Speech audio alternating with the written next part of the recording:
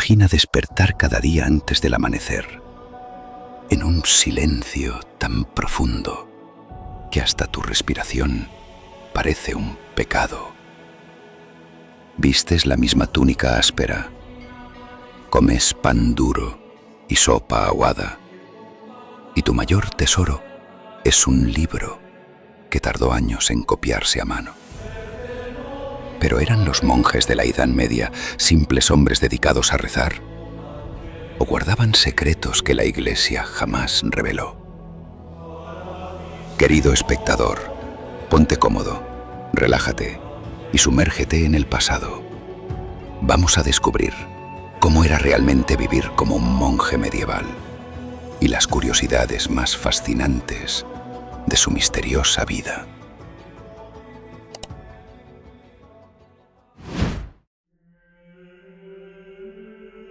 El día a día marcado por las campanas.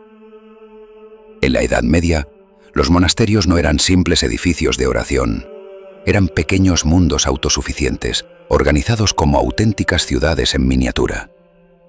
Dentro de sus muros se respiraba un orden perfecto, donde cada cosa tenía su lugar y cada instante su propósito.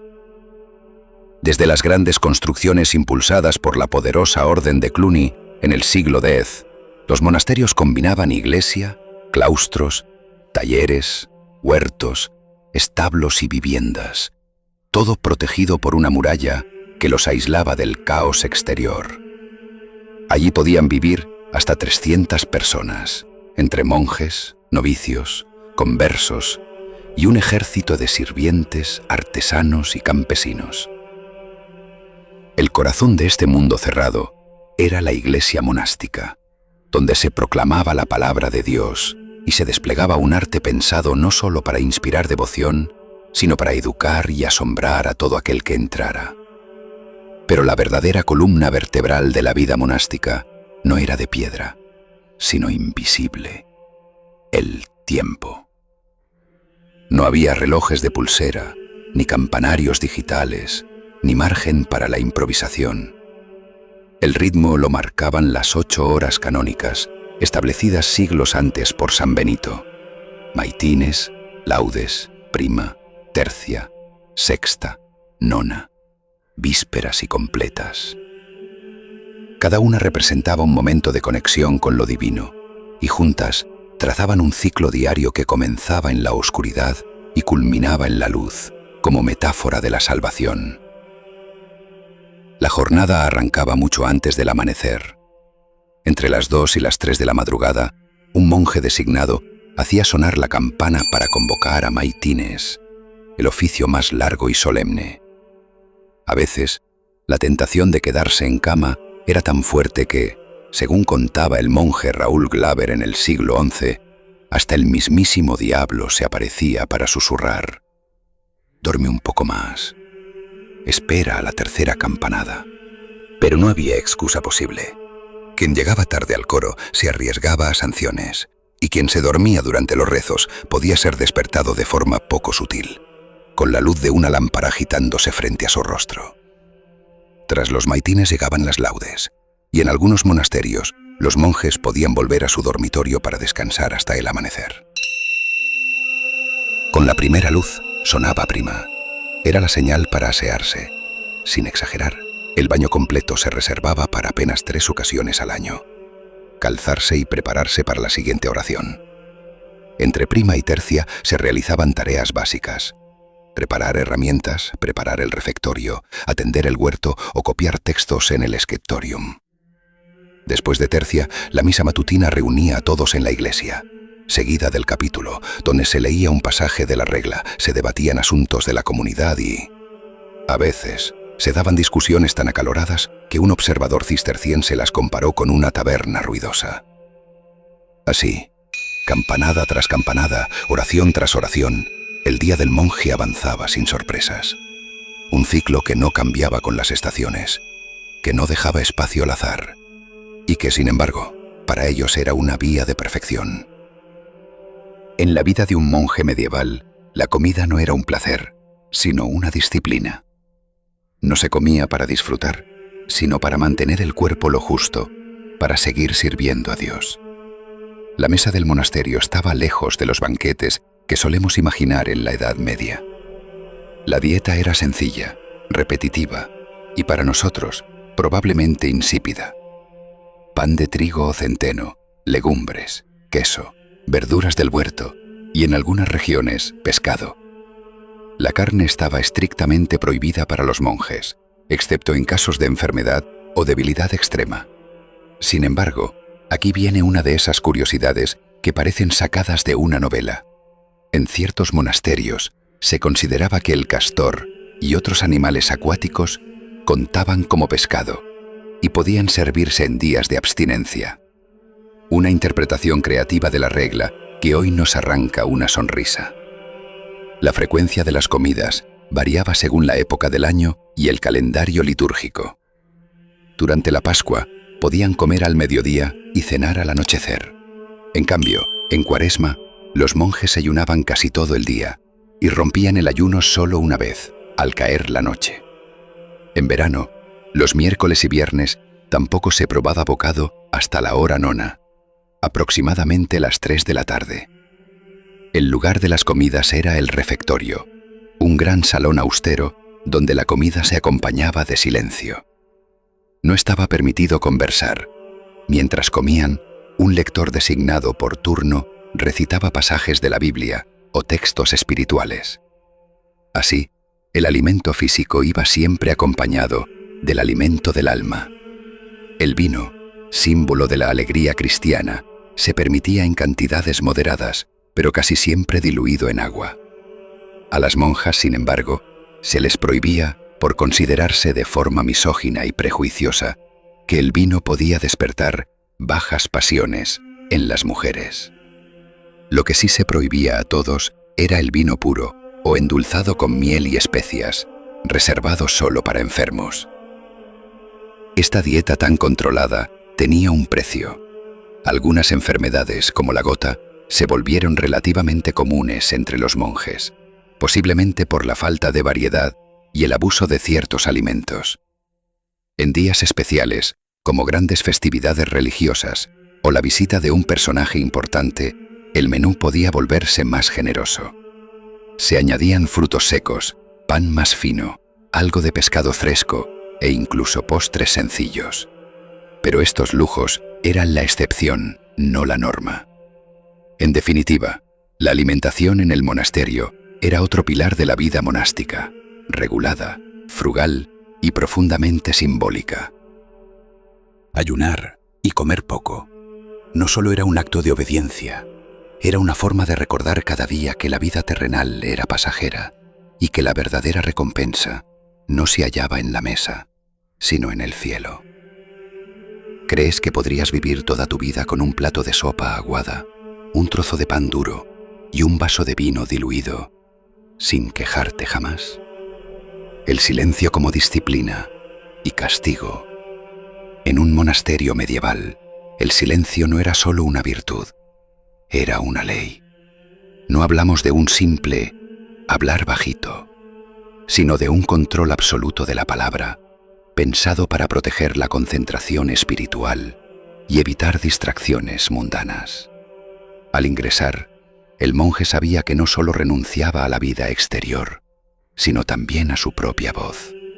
Gran parte del día debía transcurrir sin pronunciar palabra, y para lograrlo, el monasterio estaba dividido en zonas de silencio absoluto.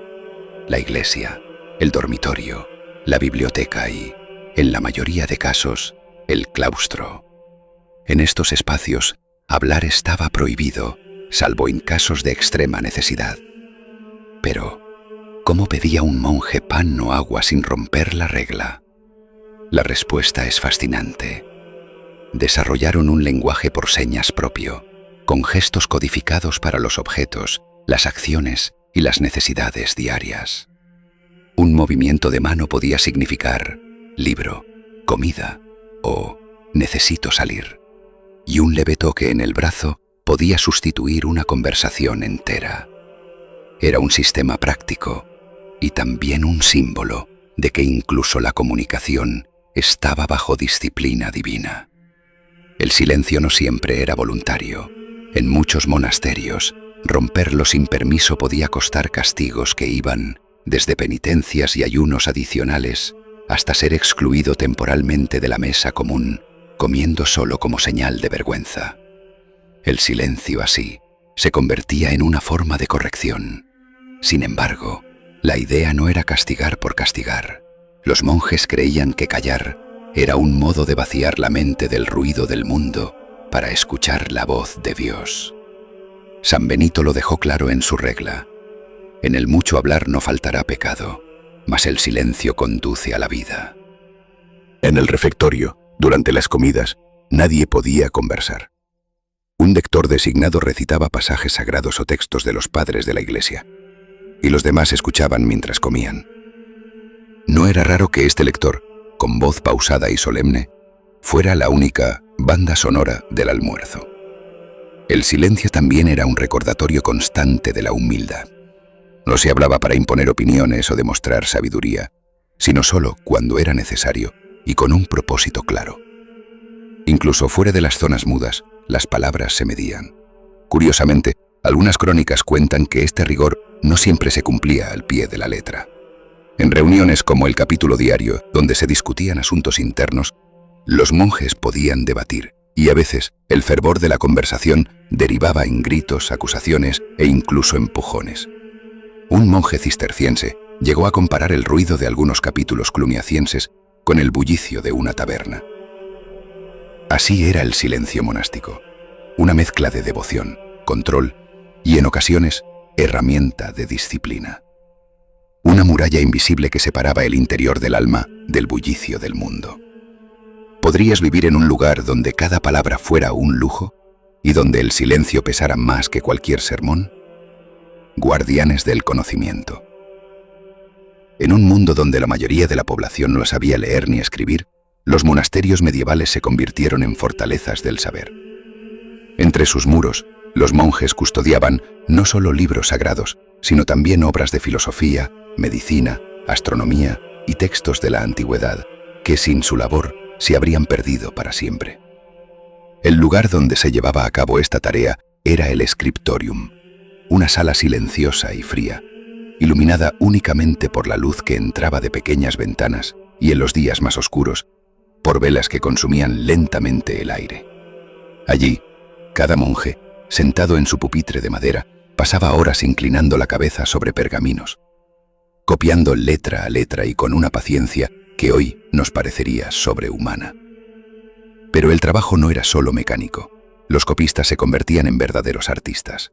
Decoraban las letras iniciales con oro y pigmentos brillantes, dibujaban figuras fantásticas en los márgenes y adornaban cada página como si fuera una obra única. La belleza del manuscrito era un acto de devoción, pues creían que, al embellecer la palabra de Dios, estaban también embelleciendo su propia alma. No obstante, entre líneas de oraciones y tratados sagrados, algunos monjes dejaron pequeñas huellas de humanidad y hasta de rebeldía. En los márgenes de ciertos códices se han encontrado anotaciones curiosas. Quejas sobre el frío en el scriptorium, bromas internas, advertencias sobre la calidad del pergamino o incluso caricaturas de otros monjes. Era su manera sutil de dejar constancia de que, pese a la solemnidad de su labor, seguían siendo hombres de carne y hueso. El scriptorium no solo servía para copiar, sino también para preservar y traducir. Muchos monasterios conservaban obras en latín, griego e incluso árabe, que llegaban a través de rutas comerciales o de botines de guerra. De este modo, conocimientos de medicina islámica, filosofía griega o astronomía antigua viajaban desde tierras lejanas hasta las frías bibliotecas monásticas. Estos libros eran tesoros en el sentido literal. Cada uno podía costar el equivalente a una pequeña fortuna, debido al trabajo manual y los materiales empleados. Por eso, en algunos monasterios, los manuscritos más valiosos se guardaban encadenados a los estantes para evitar robos. Y aquí surge el lado más enigmático. Hay crónicas que hablan de manuscritos ocultos, textos guardados en cofres o compartimentos secretos, a los que solo unos pocos monjes podían acceder. Se especula que podían contener conocimientos considerados peligrosos o prohibidos para el pueblo, desde fórmulas alquímicas hasta interpretaciones heterodoxas de la Biblia. Así, los monjes no solo rezaban, también eran los bibliotecarios, traductores y guardianes del saber de toda una época. Sin ellos, gran parte de la cultura antigua se habría desvanecido en la oscuridad, y con ella, una parte de nuestra propia historia. Si tú hubieras sido un monje copista, ¿habrías seguido la regla al pie de la letra? ¿O habrías dejado un pequeño mensaje oculto para que alguien siglos después lo encontrara? Monjes y misterios ocultos. Bajo la imagen solemne de hombres dedicados al rezo y al trabajo, los monasterios medievales escondían secretos que pocas veces salían a la luz. No todos los misterios de la Edad Media se hallaban en castillos o campos de batalla. Muchos se guardaban en silencio tras los muros de piedra, protegidos por votos y juramentos. Uno de los elementos más misteriosos eran las reliquias. Muchos monasterios afirmaban poseer fragmentos de huesos de santos, pedazos de la cruz de Cristo, espinas de la corona o incluso ampollas con lágrimas de la Virgen. Estas reliquias, más allá de su valor espiritual, eran auténticos imanes para peregrinos y para donaciones. Algunos monjes viajaban a tierras lejanas para obtenerlas, y no todas llegaban por medios santos.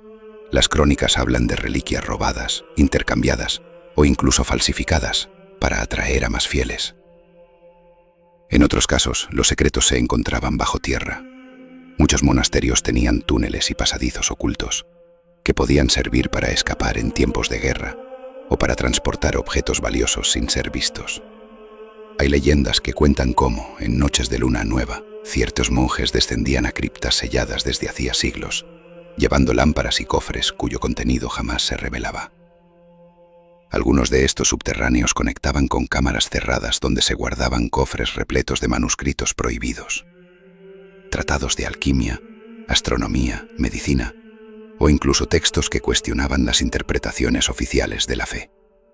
Estos libros no se destruían, pero tampoco se mostraban. Permanecían ocultos, como si esperaran un tiempo más propicio para ser leídos.